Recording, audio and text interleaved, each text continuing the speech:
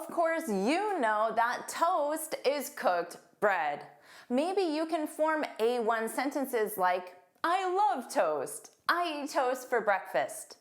But what if I said, oh no, you're toast? Am I calling you cooked bread? No, in this sentence, toast has a different meaning. In this lesson, you'll learn how to take basic A1 words and make them sound super advanced. These are advanced phrases that native speakers use in our daily speech. Welcome back to JForrest English. Of course, I'm Jennifer. Now let's get started. I'm sure you're now wondering what your toast means. It means that you're in serious trouble. You're toast. For example, I forgot to email the client the invoice. I'm toast. I'm in serious trouble. My boss will get mad at me. Maybe I'll even get fired. Now, we also use this in a sports or games context. So if I say you're toast, in this context, it means you're about to fail or lose. So if you're playing chess with someone, you might say, I just took out your queen, you're toast, which means you're definitely going to lose this chess game. Don't worry about taking notes. I summarize everything in a free lesson PDF. You can find the link in the description. Now, what if I say, I'm nervous about my toast? What does toast mean here? Or I have to give a toast at my friend's wedding, so I'm nervous about my toast. Let's toast! In this case, a toast is a short celebratory speech, the kind you would give at a wedding or a retirement or birthday party. And notice that co-location. You make a toast or you give a toast.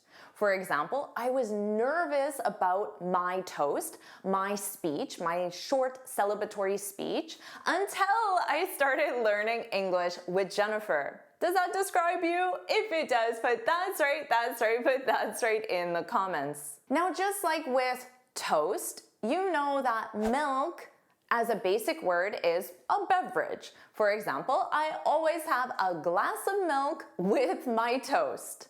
But what if I said, she's really milking her broken leg? Do you know what this means? Of course, it has nothing to do with the beverage. To milk something means to exploit a negative situation for personal gain. We do this all the time. Stop milking it! In the example, she's really milking her broken leg. This means she's making her injury, her broken leg, seem worse than it is. She's exploiting it so she doesn't have to help with chores, so she can avoid something negative or unpleasant. And notice here, milk is a verb. That's why you had it in the ing form. Or here's an example in the past simple. She milked her broken leg for months and didn't have to do any chores. Be honest, you've probably milked an injury before. Now, what if I said, yes, you made a mistake, but there's no use crying over spilled milk? You may know this one. This is an idiom, to cry over spilled milk. This means to be upset over something that can't be changed or undone. You made the mistake. There's no changing that. So why get upset about it? Why cry over spilled milk? Well, no point crying over spilled milk now, is there one? Of course, you know that a nail is a piece of metal or a hard area over your fingertips. You might say, I hurt my fingernail while I was hammering the nail into the wall. But what if I said to you, wow, you nailed your toast? What does that mean? You probably know this because I use this all the time in my videos and in the comment section. This means You did a great job. You nailed it. So notice here, nail is a verb. You nailed your toast. Or you can use this to offer someone words of encouragement. For example, I'm sure you'll nail your IELTS. So in that case, it's the future simple. You could even use this in the present continuous. We're nailing this presentation. Or right now, I'm nailing this video, aren't I? Hopefully you think so. What if I said, we need to nail down the date for the meeting? In this context, to nail something down, now this is a phrasal verb because I've added the preposition down. The main verb is nail. This means to confirm or decide. Perfectly nailed down and everything. Now, remember, nail is your verb, so I could say, we've nailed down the location and the keynote speaker. We just need to nail down the date. We need to confirm or decide on the date. Or maybe you leave a nice YouTube comment and you say, Jennifer, I think practice, repetition, and patience are important when learning English. And I reply back to your comment and say, wow, you've hit the nail on the head. Do you know this one?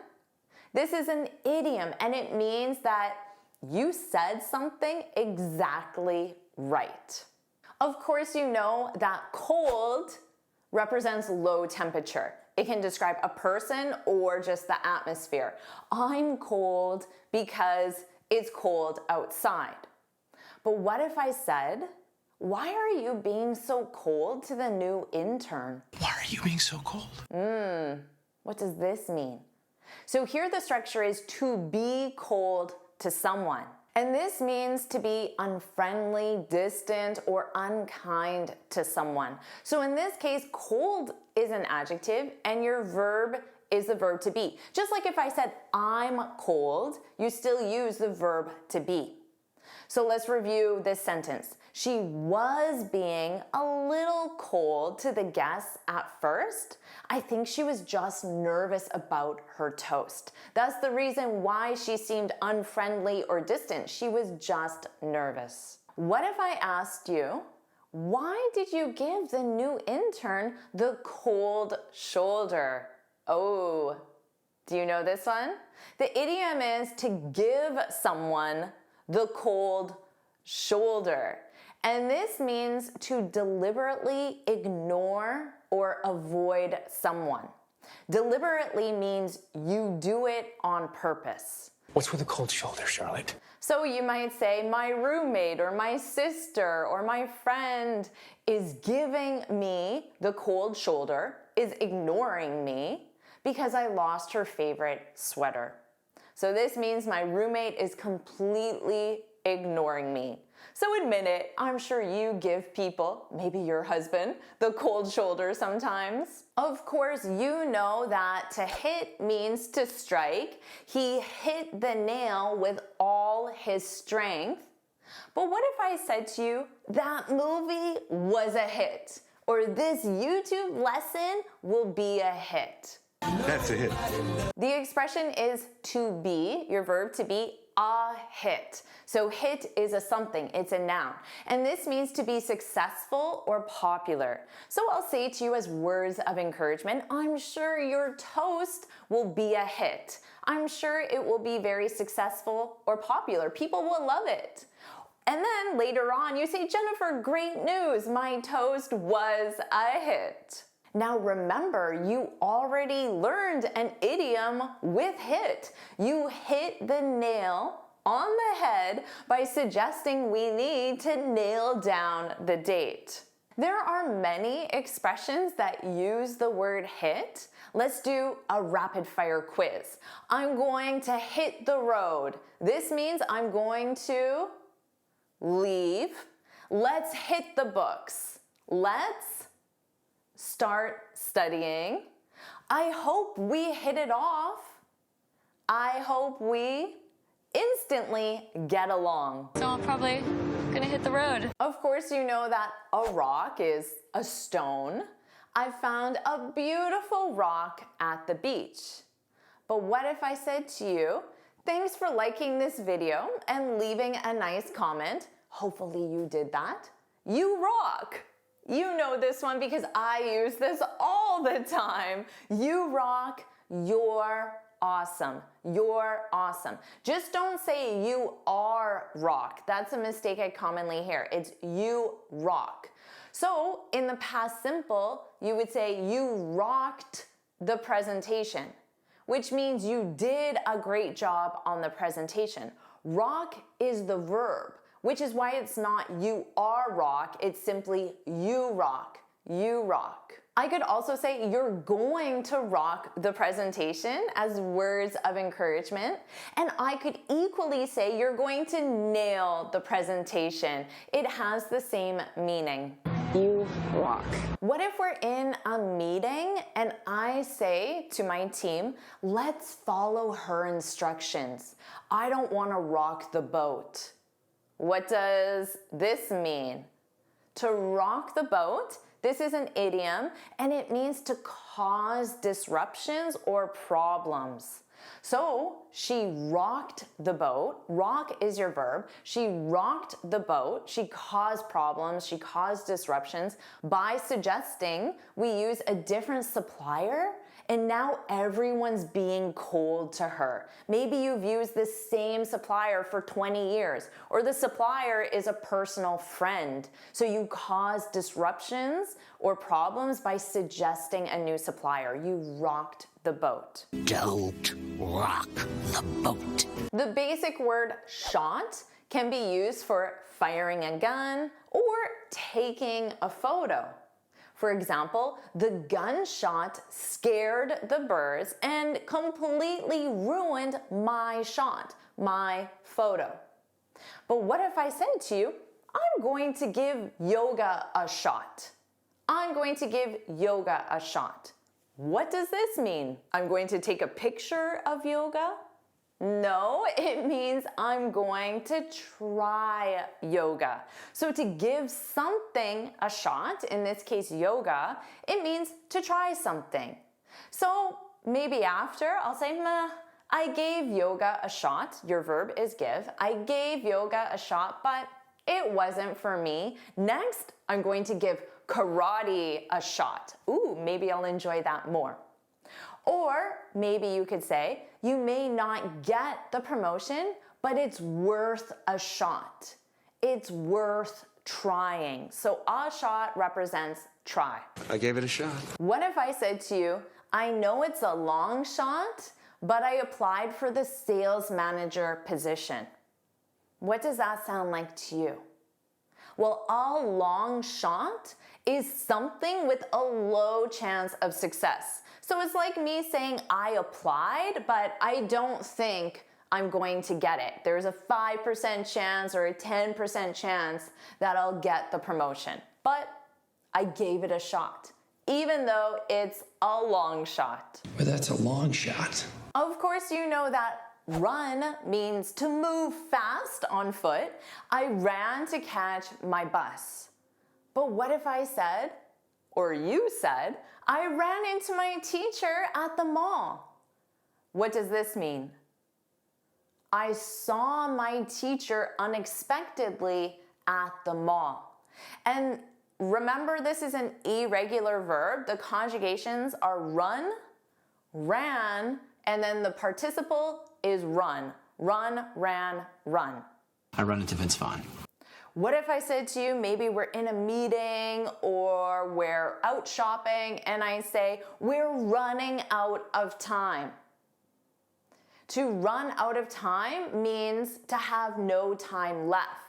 But this is in progress. We're running out of time. So we're in progress of having no time left. Now you can run out of time, ideas, money is a common one, or even patience. We're running out of time. The basic verb to cut means to divide or make an opening. Can you cut the carrots? Can you divide the carrots? But what if I said to you, our electrician cut corners and now we have to completely redo our wiring?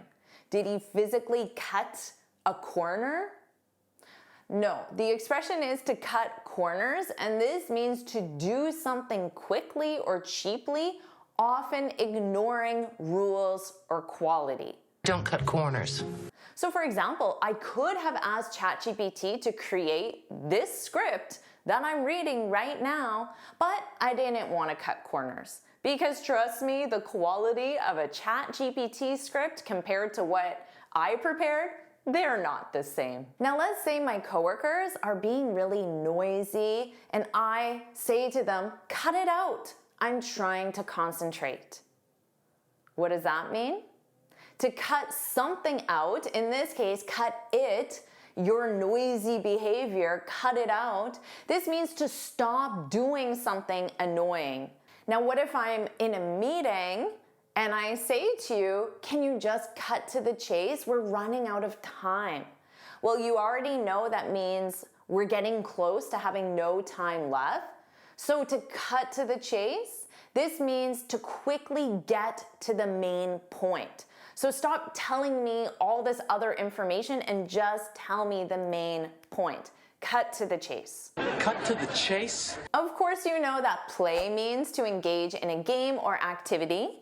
The kids play soccer every afternoon. But what if I say, we don't have any plans this weekend? We're just going to play it by ear. This is what I say most weekends. We're just going to play it by ear. To play something by ear means to decide what to do as things happen without planning.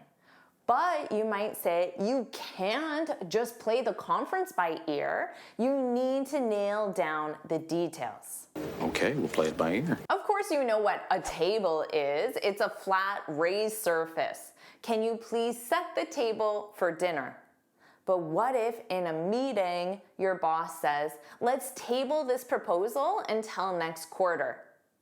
To table something. Notice table is a verb. It means to postpone or delay discussing something or making a decision. This is a very common business expression. We couldn't agree, so we tabled, remember that's the verb, so it's the past simple. We tabled the topic until the next meeting. So this is the same as we postponed it. Let's table this for now. Now, what if in that same meeting I say to you, I didn't know hiring a new sales manager was on the table. What does this mean? It's the same as saying I didn't know it was an option, because to be on the table means that it's available for discussion or negotiation. Now, keeping that in mind, what if I say offering free daycare to all our employees is off the table? We can't afford it. So if something is off the table, it means it's not available for discussion or negotiation. They're very commonly used business terms. Is that off the table? Of course, you know that light refers to brightness. I turned on the light in the kitchen. But what if I say, can anyone shed light on why we haven't nailed down the date? To shed light on something, very commonly used, this means to make something clearer or easier to understand. The investigation helped shed light on the issue. Now notice, you shed light on something, on the issue, on why we haven't nailed down the date. I'm just hoping you could shed some light. The basic word break means to separate in pieces. It can also mean a temporary pause. After I accidentally broke all the glasses, we decided to take a short break. But what if I said to you, I hate to break it to you, but a raise is off the table. Do you know what this means? This means I hate to be the one to share this negative news. So to break the news means to share negative news. I might say to you, how are we going to break this to the employees? So in this case, this represents the negative news. The fact that free daycare is off the table. Fine. Let's go break the news. And what if I said to you, I can never seem to catch a break. To catch a break. What does that mean? It's like saying, I never have any luck or special opportunities. So after a series of negative things, I might say, I can never seem to catch a break. I can't catch a break. There are many more basic words with advanced meanings. Do you want me to keep sharing them with you? If you do, put let's go, put let's go in the comments. And of course, make sure you like this lesson, share it with your friends, and subscribe so you're notified every time I post a new lesson. And you can get this free speaking guide where I share 6 tips on how to speak English fluently and confidently. You can click here to download it or look for the link in the description. And here's another lesson I know you'll love. Watch it now.